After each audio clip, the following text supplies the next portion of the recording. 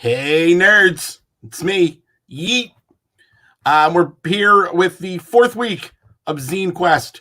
We got a really special show today. We're gonna talk a couple of quick things, one new project, and we're gonna do the numbers, and then we're gonna talk to the impresario, the grandmaster of ZINE QUEST, Luke Crane. So let's start with the numbers.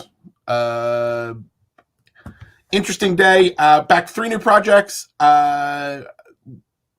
One of which I'm about to show you, and then our running total is now at 1,286.50, which is like a used car price at this point. So things are getting nuts.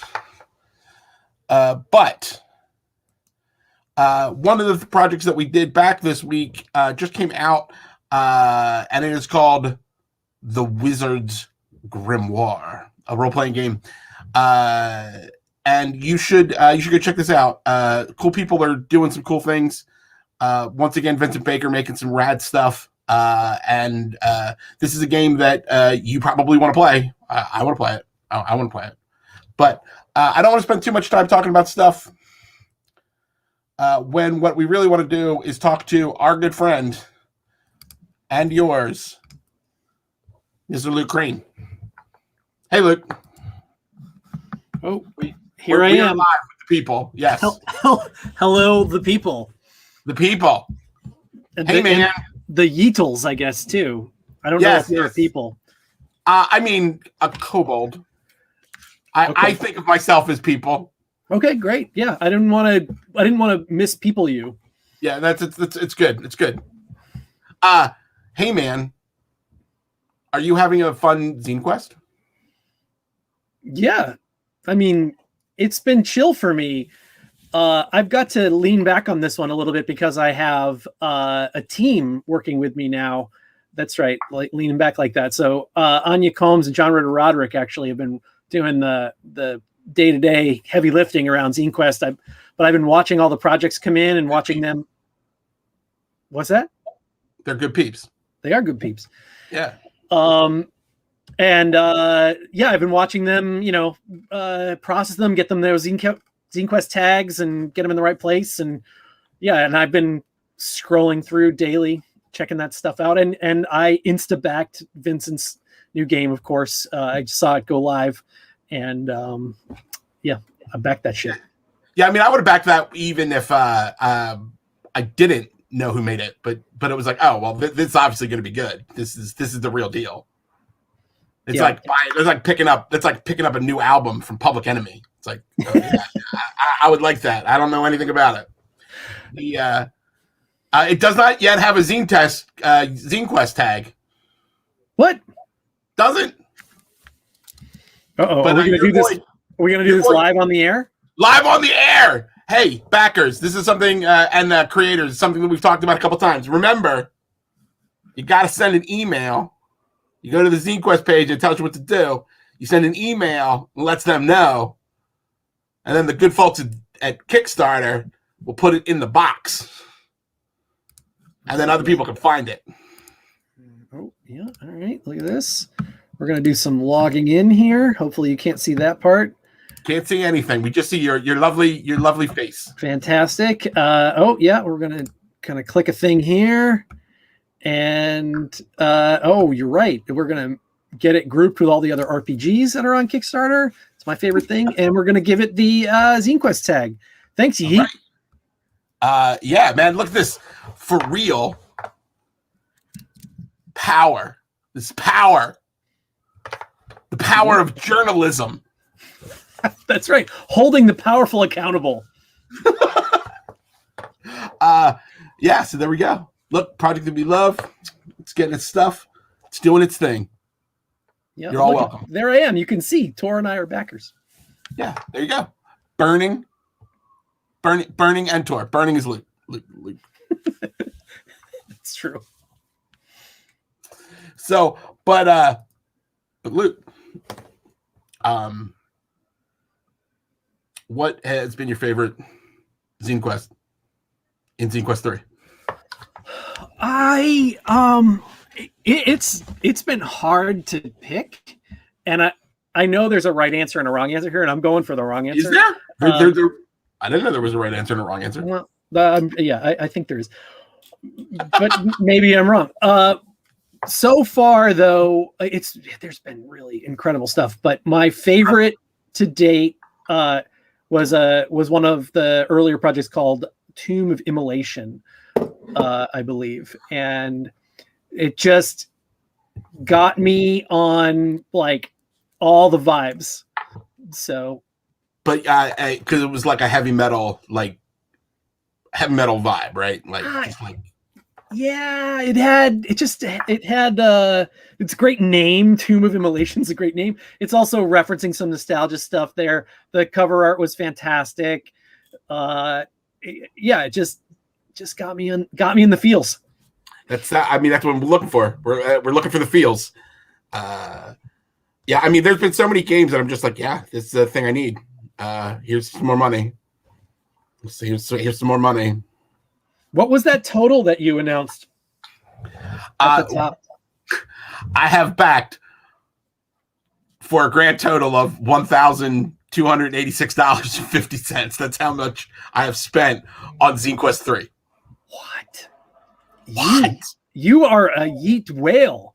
It's nuts. It's nuts. And I'm not. So for the people that have been following along at home, we are going to launch Zineography tomorrow, where we're going to do some like meta commentary on the zine process. Luke is going to write a little foreword for one of the books. Very cool. And I think that we backed half of all the zines in ZineQuest 1.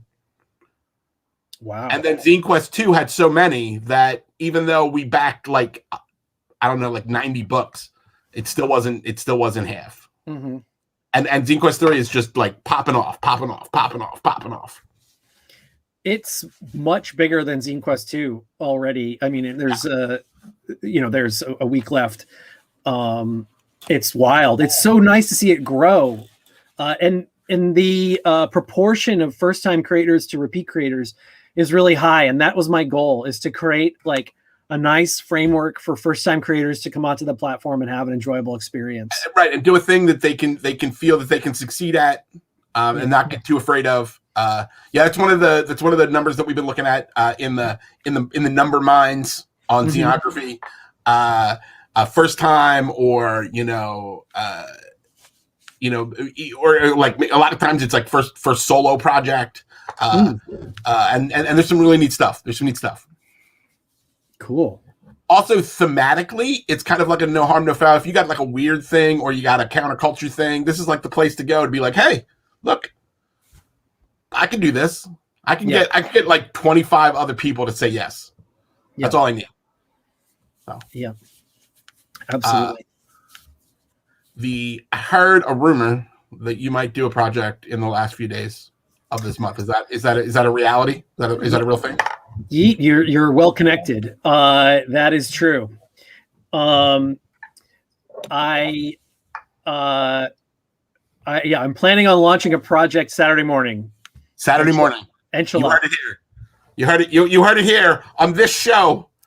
The power of journalism. Right there. Once again, holding the powerful accountable. Aren't you going to ask me about my zine? I don't want to be presumptuous. All right, well then don't.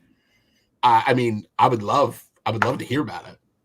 But if you wanted to, if you just, well, if you're not ready to tell people, let's split the middle. Yeah. I'll tell you what it's called and some other stuff. It's called Perfect RPG, and we are going to publish the Perfect RPG. Yeah, that's right. I see that look in your face, and we're working with Claudia Cangini, I think that's how you pronounce her name, and Jabari Weathers on the art. Nice. Yeah, and in-house layout wizard Radek Drozdalski, aka Dro, is going to do the layout. It's looking really sweet, and we might have some special guests. Rockin'. Like it. The Perfect RPG. You heard it here. Saturday morning. This this Saturday morning, the very last. Yep, very end of ZineQuest. The penultimate day of ZineQuest. Mm-hmm. So very excited, very excited. Luke, thank you so much for coming on and talking to the people. Is there anything else you would like to tell my audience of tens? Yeah, there is something that has been on my mind around ZineQuest. Yeah, bring it. So there's been a bit of a kerfuffle this month, and if you're unaware of the kerfuffle around ZineQuest, then blissfully go on, traveler. But if you have felt a little ruffled from a kerfuffle, I would say that the success of another person never diminishes your success. Oh man, 100. And if you are a first-time creator who has come to ZineQuest and you have raised $3,000, $4,000, $5,000 from 100 backers or 200 backers, that success is so much more significant than a publisher coming to the platform and launching a successful game. Very, very, very true. And I know it's really hard to be on the platform and to have this be maybe your first experience with this type of engagement with the stream of commerce and the community. And there's a lot of confusing signals and there's a lot of expectations, but I just want to honor the really massive success of all of the first-time creators on ZineQuest who have done an incredible thing. It's the hardest thing to take that first step. We have encouraged and been excited by all of people that we know that are like, I don't know if I should do this. And we keep saying the same thing, which is this is the one time for an RPG where there is a dedicated base. It's all going to come out to take a look at the things, and if they're interested in your project, they're gonna get on. You don't have to be the big guy. You can be a tiny little monster like me, and you can get seen, and you build upon that. And so we are simpatico. Yeah, absolutely. In this space. But I was not aware that there was a kerfuffle. Well, then you get to blissfully glide on through the Cobalt caverns and not have your little ears ruffled at all. We only hear that which brings us joy. That's the Cobalt way of life. Correct. All things are delicious, including zines. Thank you, Senor Crane, for your time and energy and your words of humility and wisdom. Good luck on Saturday with your perfect RPG. I guess everybody else can just bugger off because Luke has done it. He has crafted the perfect work and be done with you all. It is over. Yep. That's right. Pack it in on Saturday, everybody. Pack it in. We're done. Close it up. Close up the shop. Goodbye. Farewell. I'm cool. You're cool. We're all cool together. Have a great show. Yeet out.